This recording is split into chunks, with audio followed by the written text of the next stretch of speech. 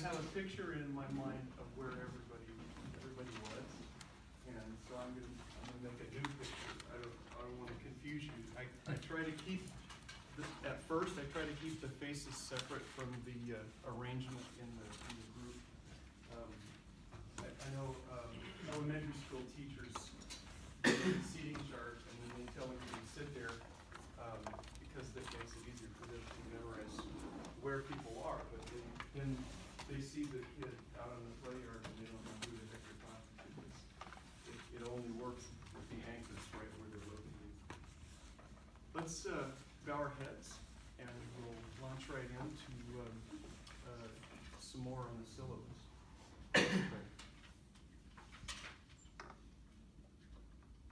Our Father in heaven, may the stillness that is good for us be the stillness in our hearts, and somehow may we realize that you're the God.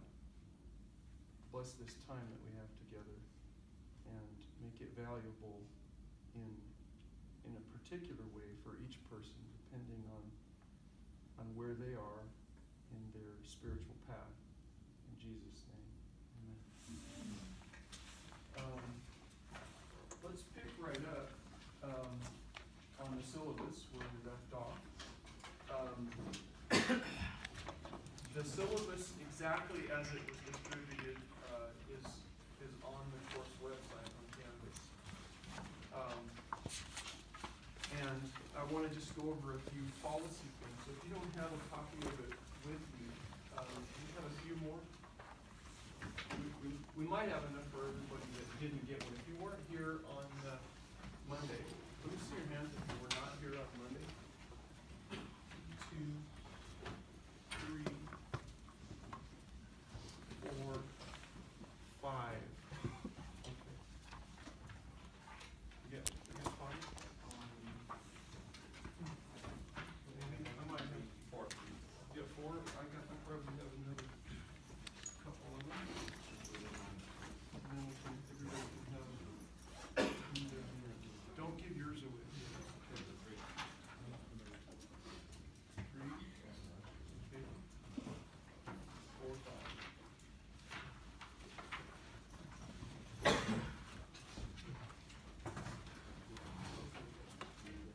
Again, you were not here on Monday. Put your hand up. There you go.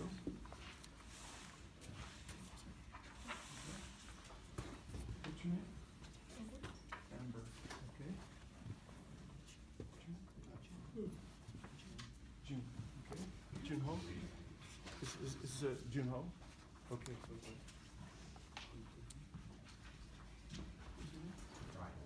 What? Ryan. Have you added it? Good. Excellent. Ryan, where are you from? I live in Napa. In Napa? So you're,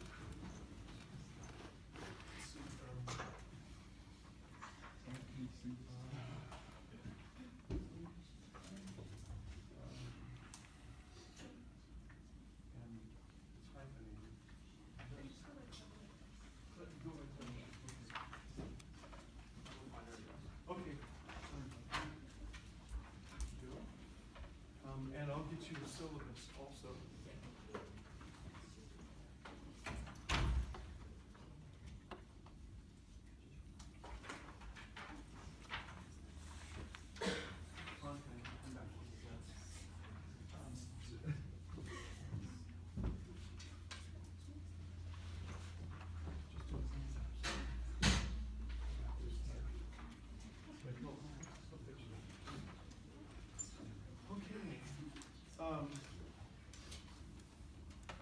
Let's see. We read some of the passages at the top of the syllabus. This is Christian spirituality, by the way, if anybody didn't know. And after Jose comes back, he and I will introduce ourselves to you. It's a good thing when people keep adding for the first couple of days that we kind of spread some of the introductions out so that you don't want to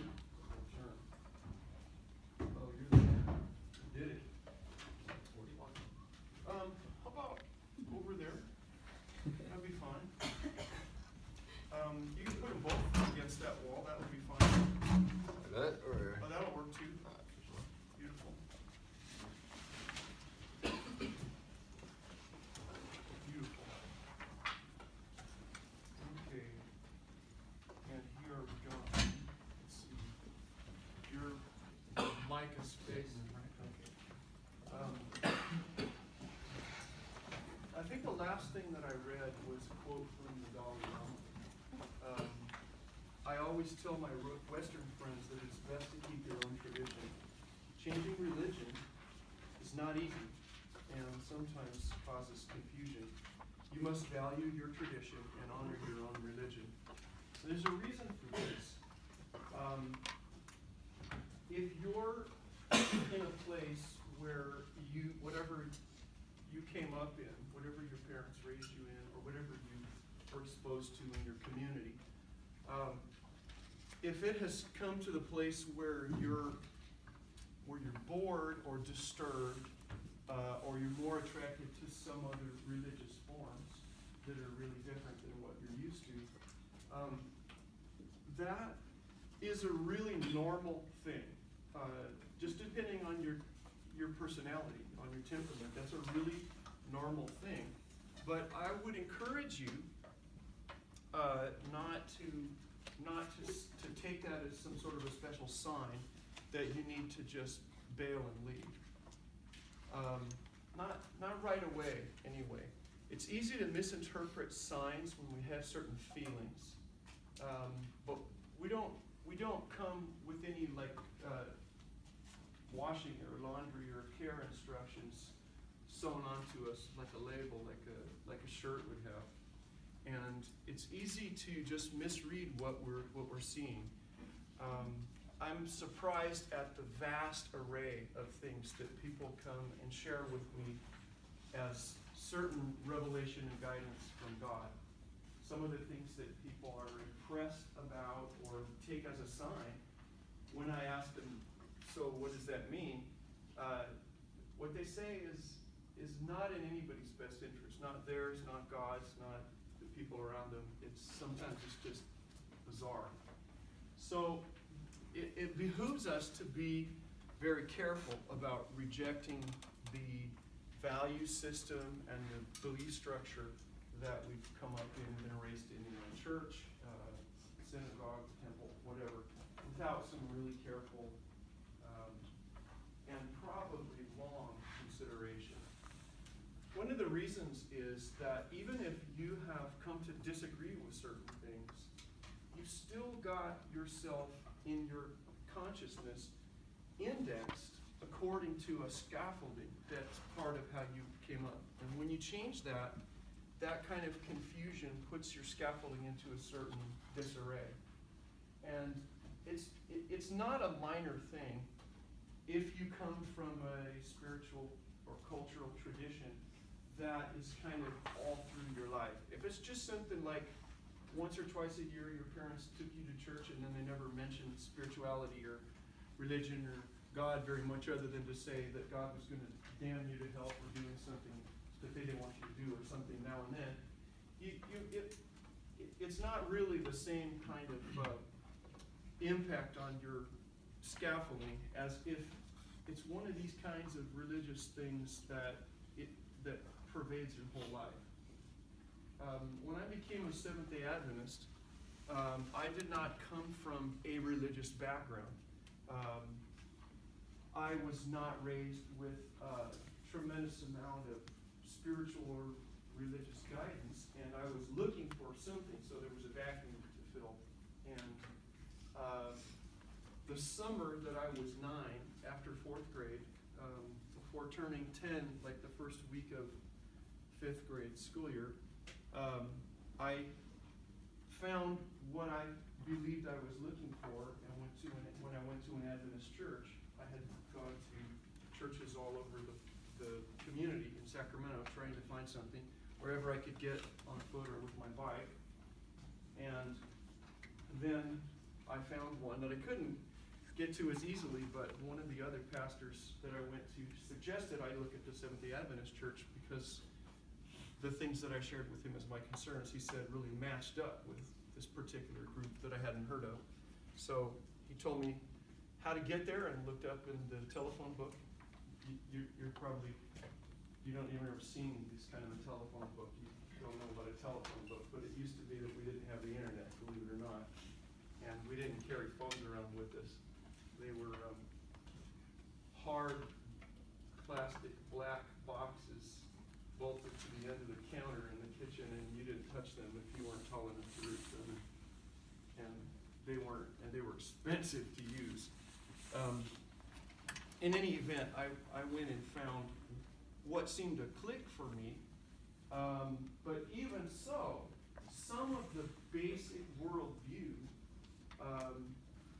was something that I still got from my mother, who was raising me by herself.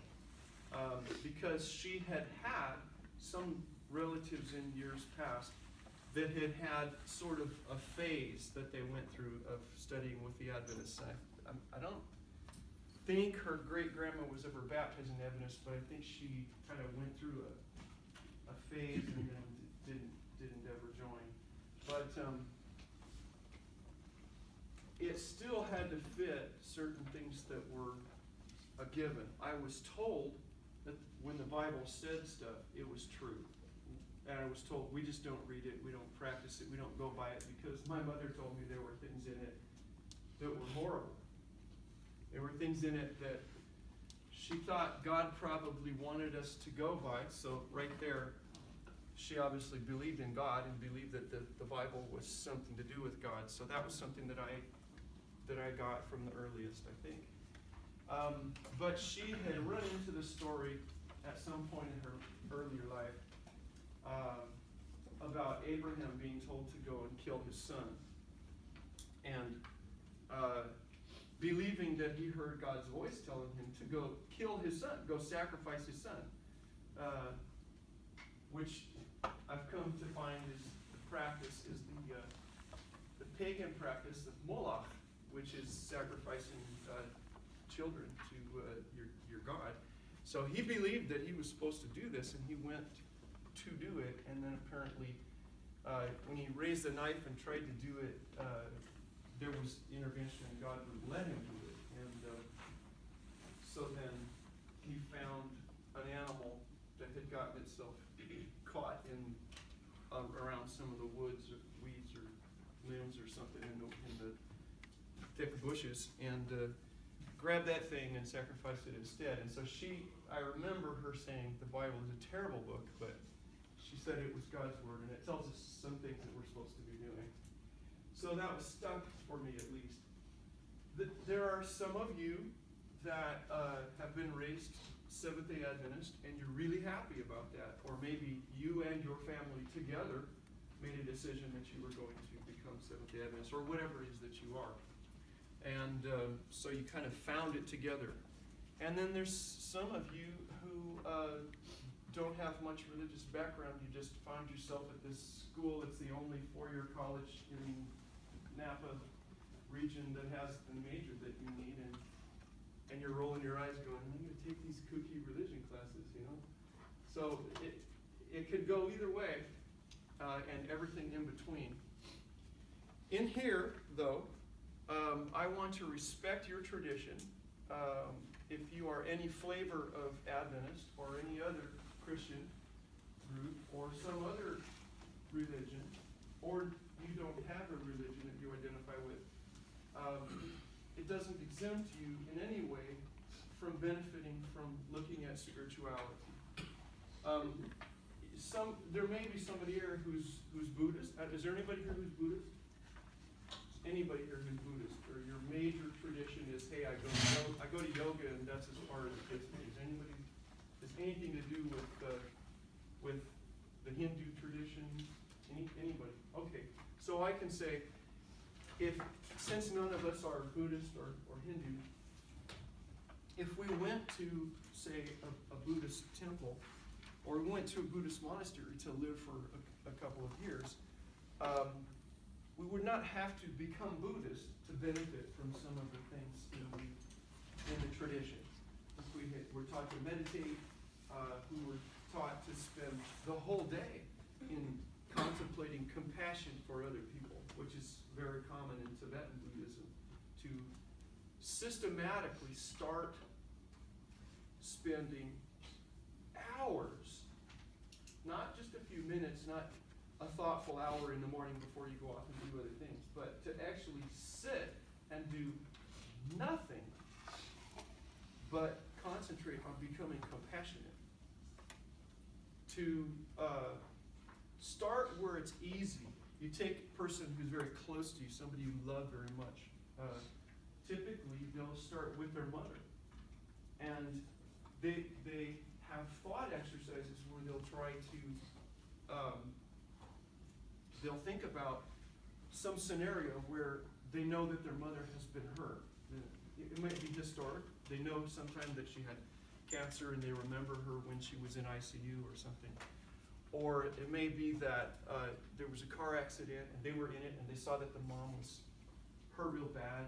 And so they picture the mom in pain and they identify with that, and then they explore how it makes them feel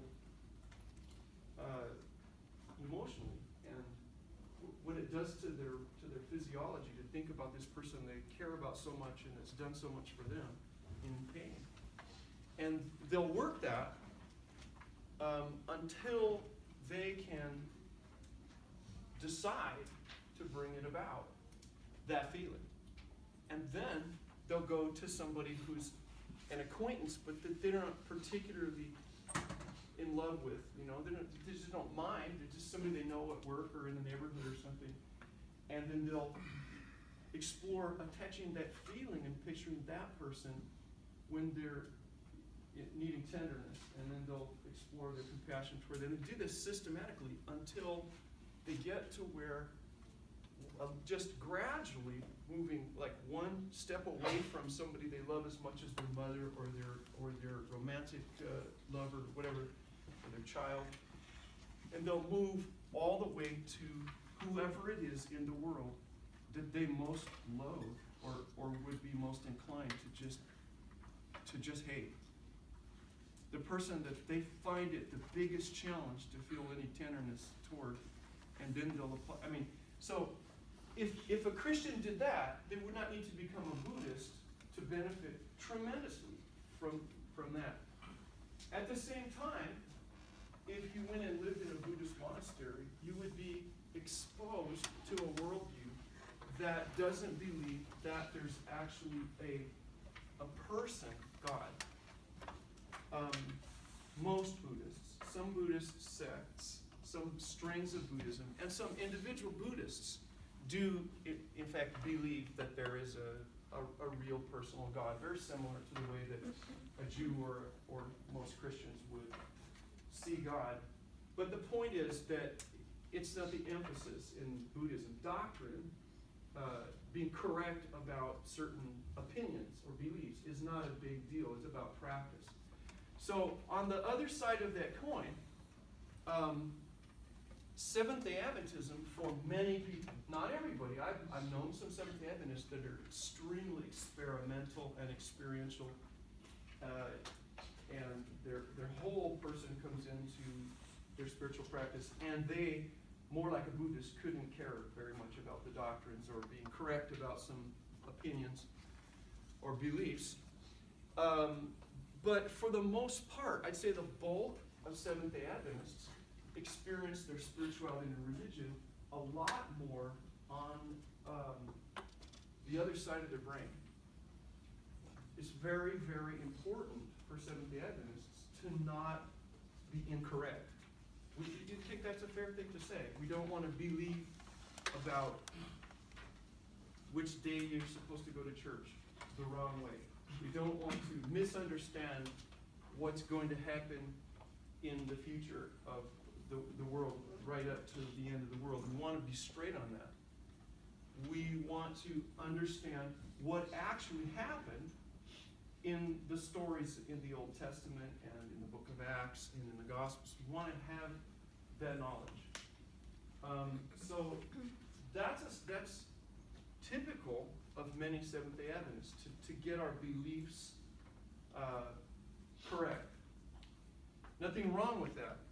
And we'll honor both polarities in this course. We will not show disrespect to either of those things. Seventh-day Adventism, when it began in the middle 19th century, was anything but sterile and intellectual. Seventh-day Adventism started out very charismatic, like many Pentecostal churches today.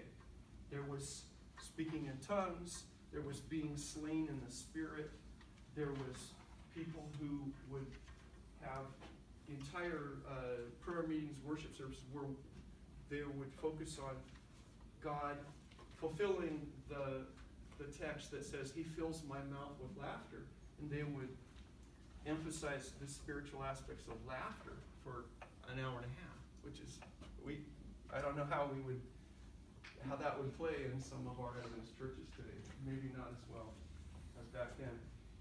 Actually, some of the early Adventists probably intersected their religion with their mental health issues, and psychiatry was less well developed so far, and we didn't have a lot of medicine for some folk.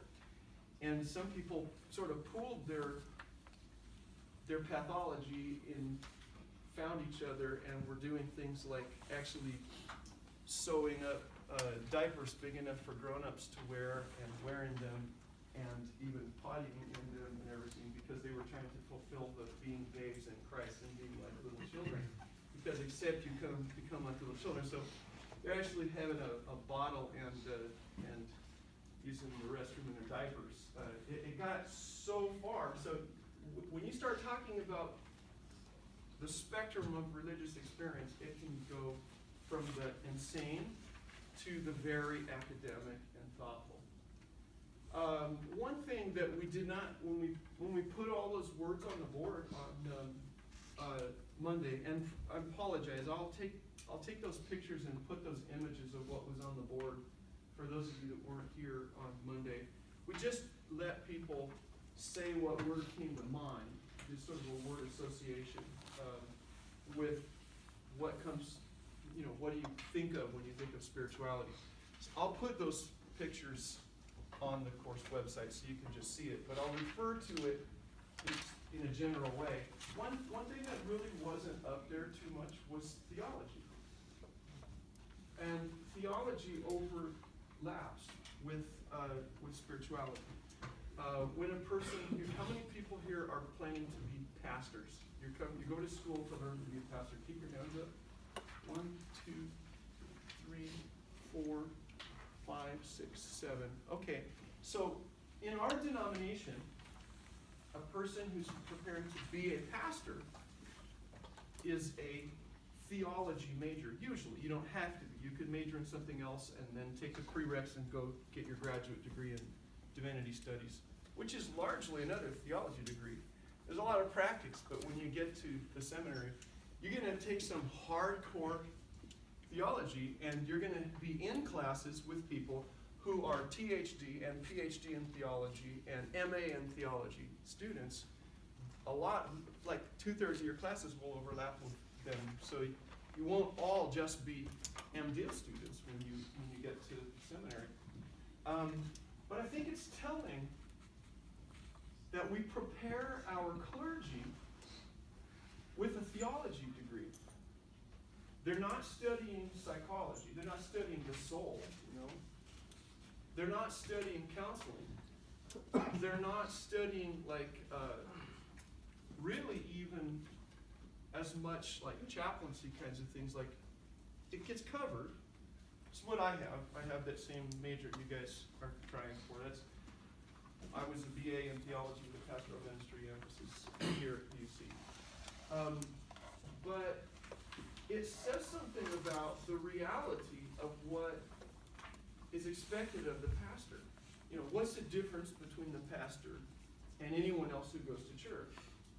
Well, they might not be the only person with a theology degree, but they probably are in their congregation. Most congregations, they'll be the only person with a formal theological education.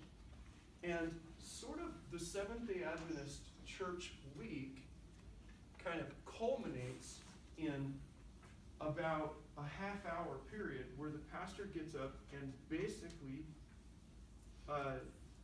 teaches. We call it preaching.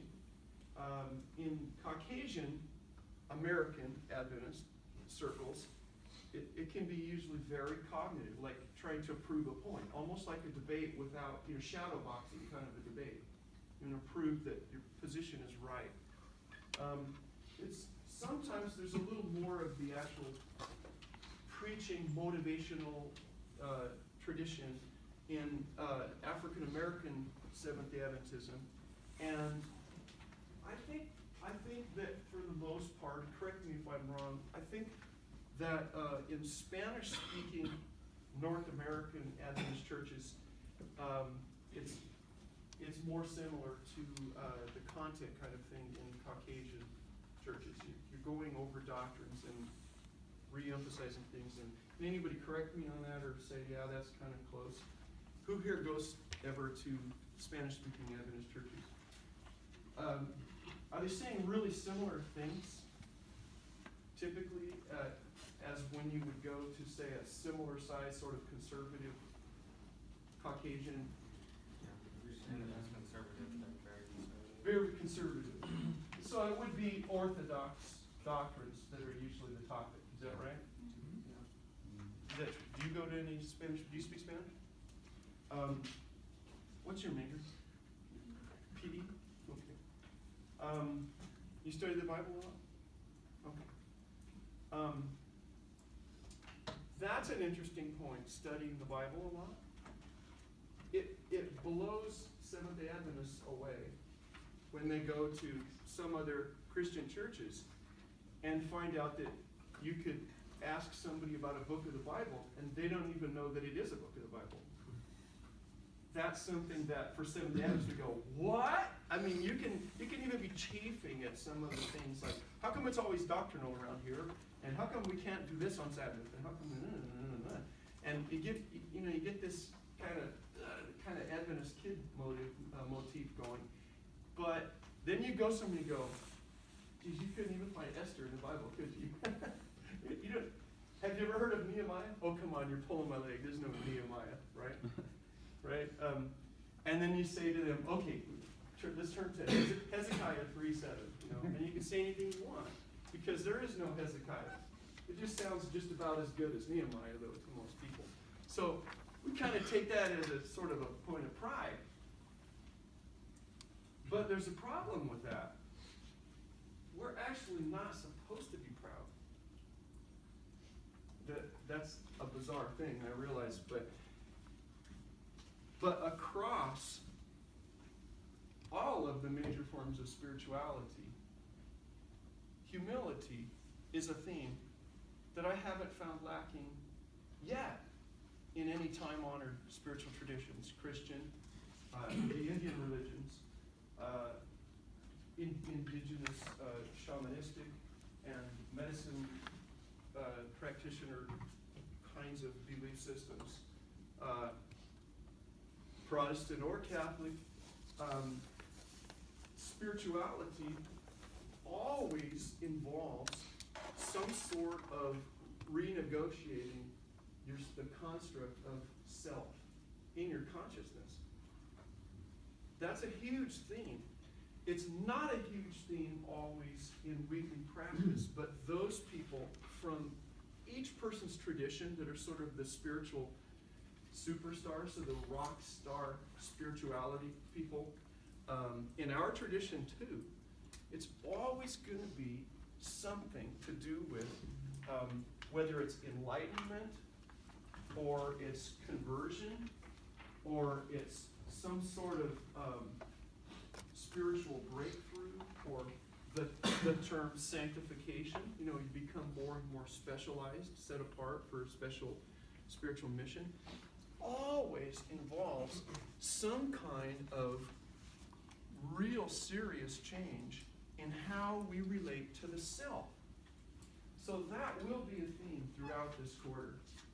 That will be a theme. And if you were to be tested on that, if I was going to say, what's one thing, is it's not the only thing, but it's the first thing I'm mentioning that is a common spirituality thread that runs through secular even spiritualities and all of the religious spiritualities, all the major ones. I mean, there's some where people make a cult around themselves so they can get everyone to bring themselves money, like the Reverend Ike used to, he would say, if the Bible says that it's harder for a rich man to enter the kingdom of heaven than for a camel to pass through the eye of the needle, then you better bring me all your money so you can get through that needle.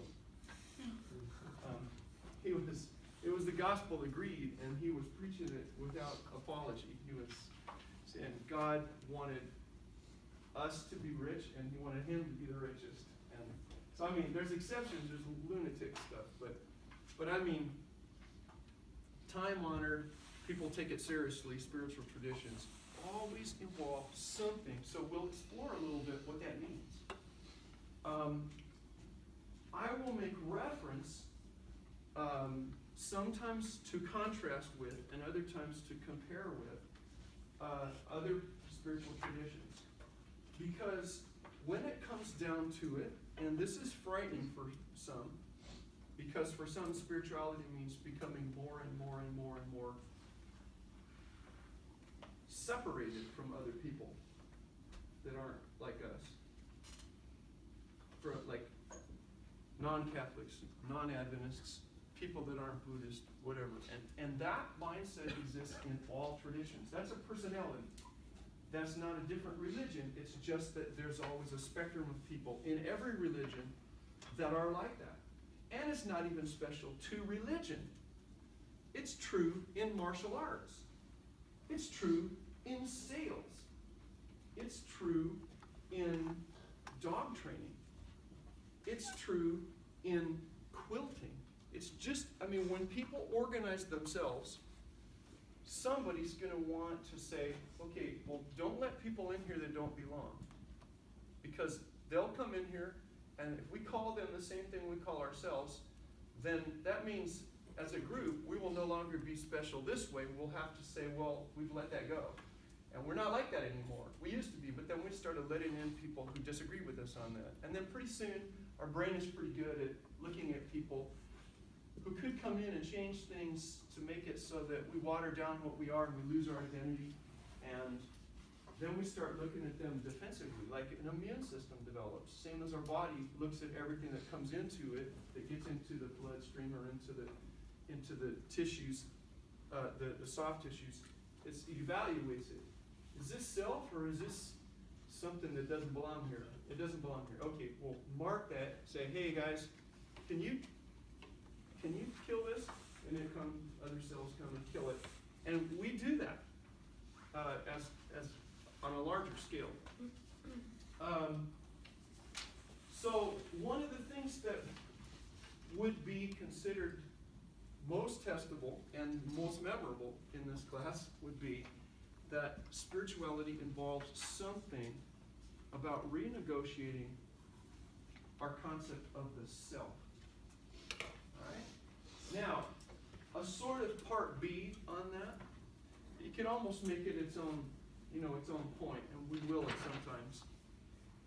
That when you renegotiate how you view yourself and how you function in your mind toward yourself, that affects how you relate to and treat other people. Now, how you relate to and treat other people is a matter of ethics, but there's an overlap. There's an intersection of spirituality and ethics. How you treat other people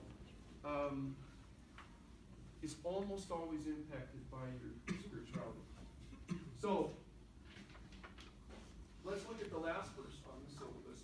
Verily, verily, I say unto you, he that believeth on me, the works that I shall do, shall he do also.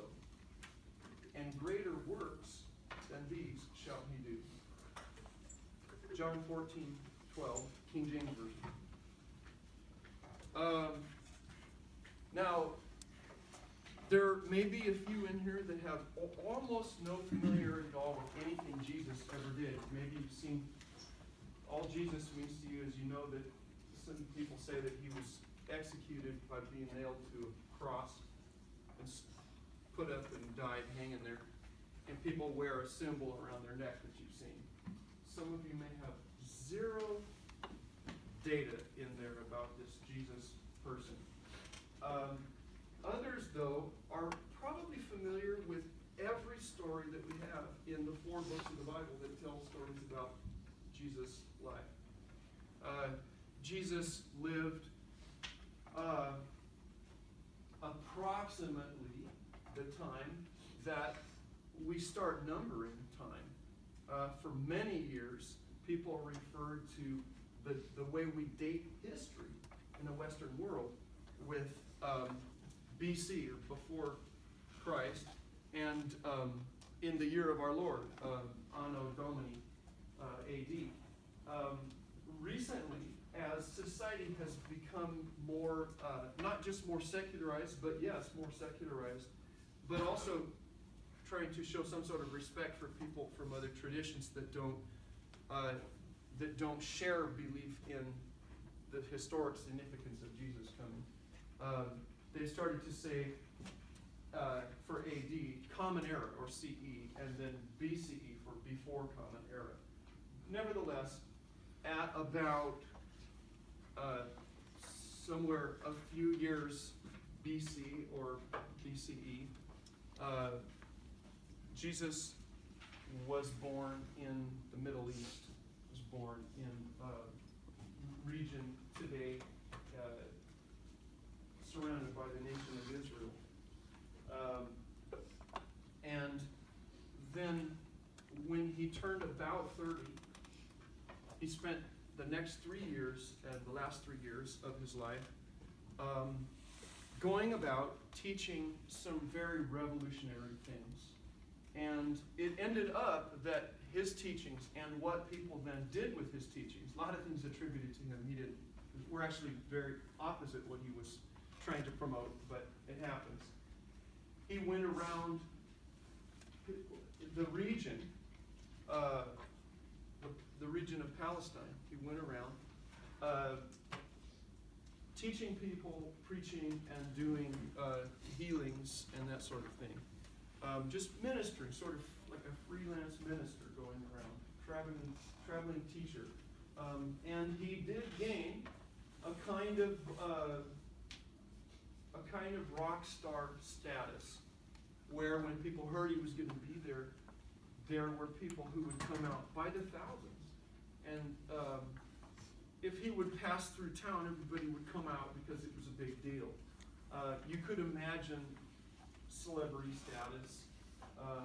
Even within religious culture, there's people who have certain celebrity status. If you say they're going to be at some church, then there's going to be several thousand people. They're going to do sort of like the Rick Warren thing, or Bill Hybels, or Tony Campolo. You can put that on the handbill and pass it out. You put it up online, and people go, "Oh, they're going to be here. I gotta hear that." When Billy Graham was still actively doing evangelistic crusades, he would pack the largest stadiums in the world.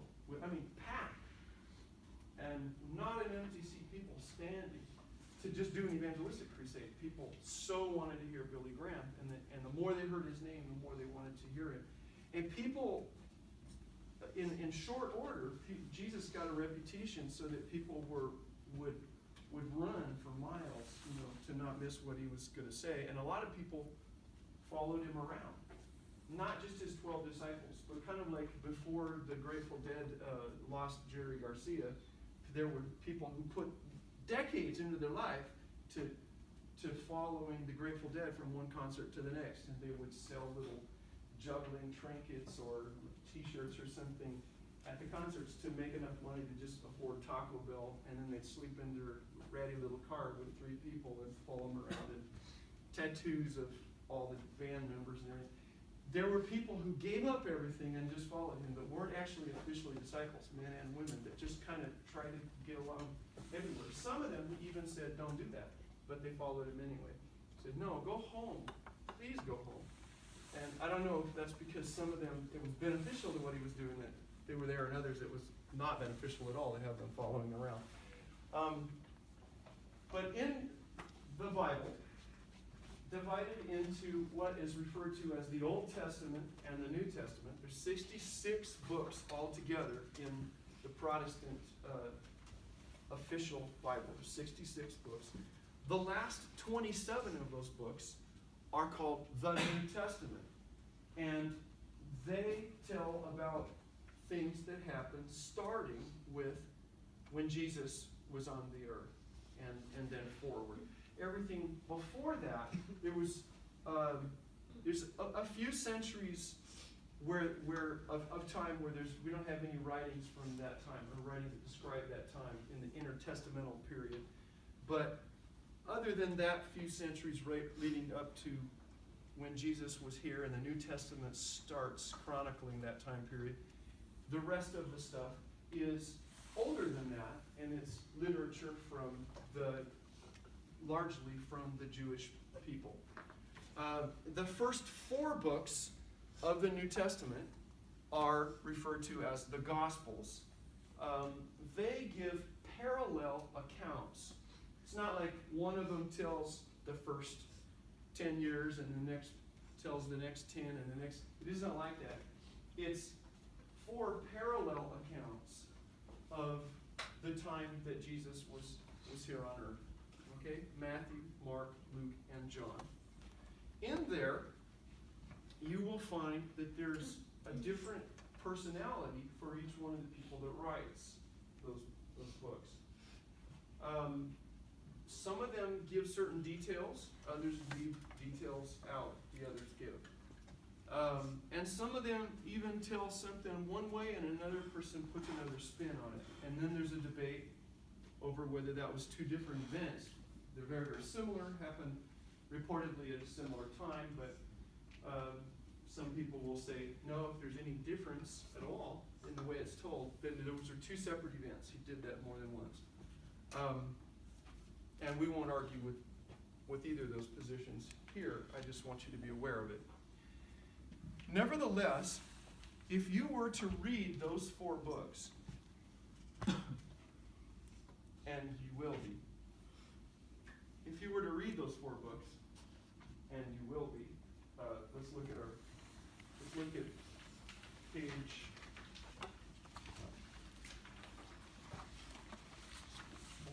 5, the course calendar overview.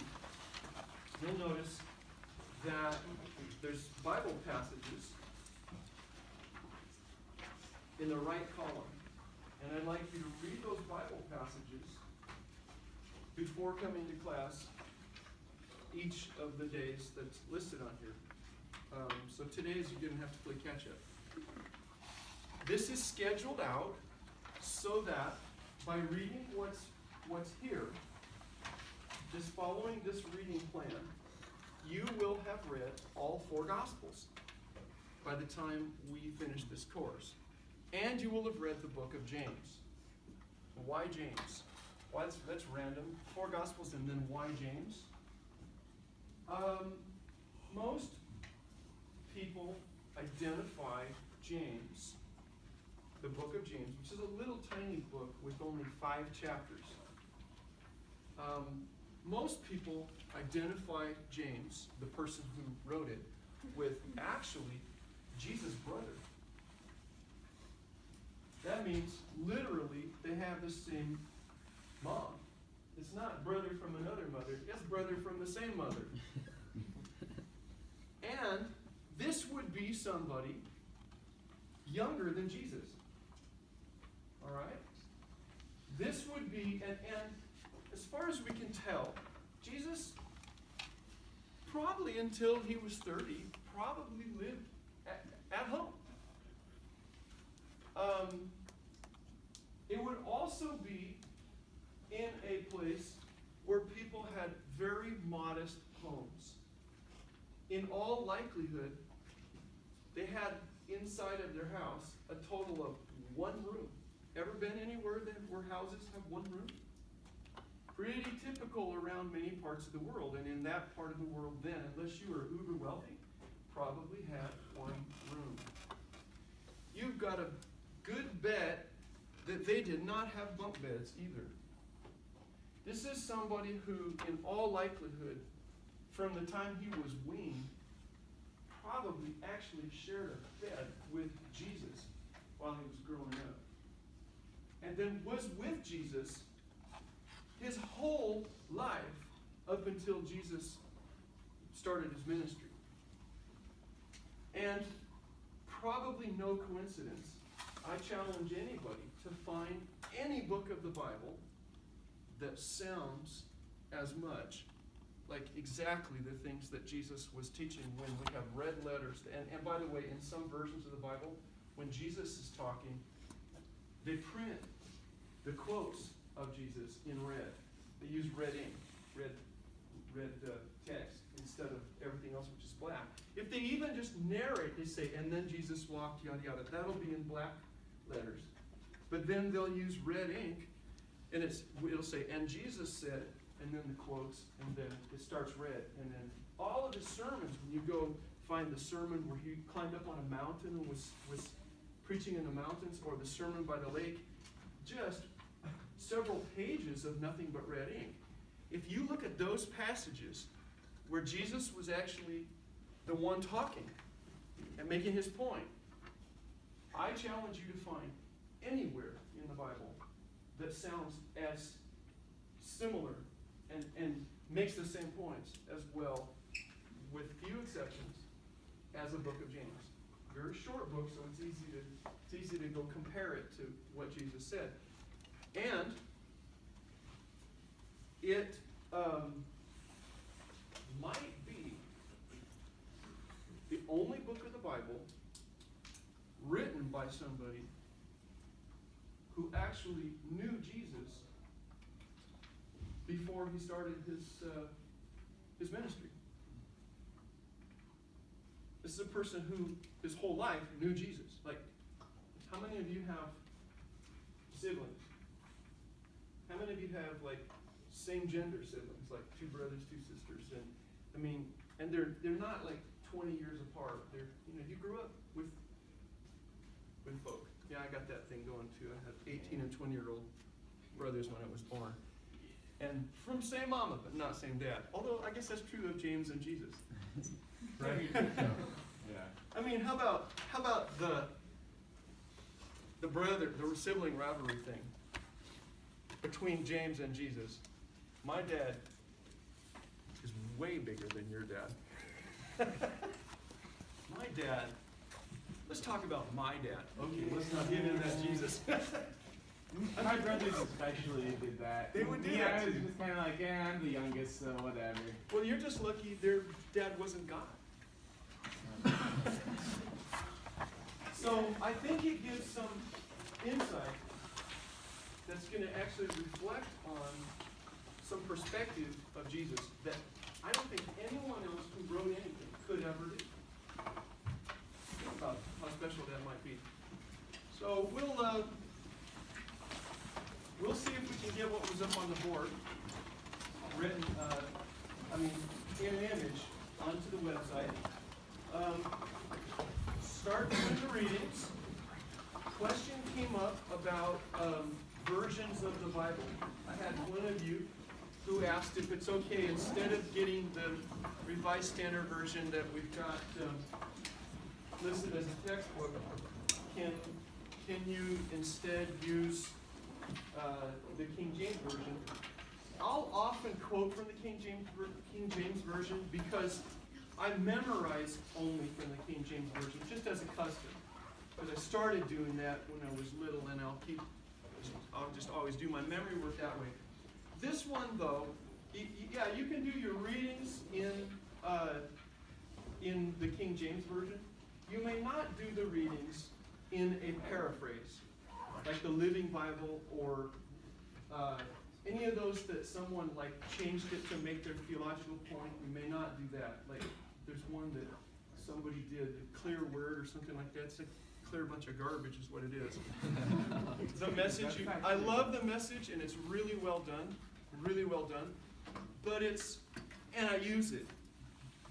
But it doesn't claim to be a translation, so I'd like you to use something that's an honest translation.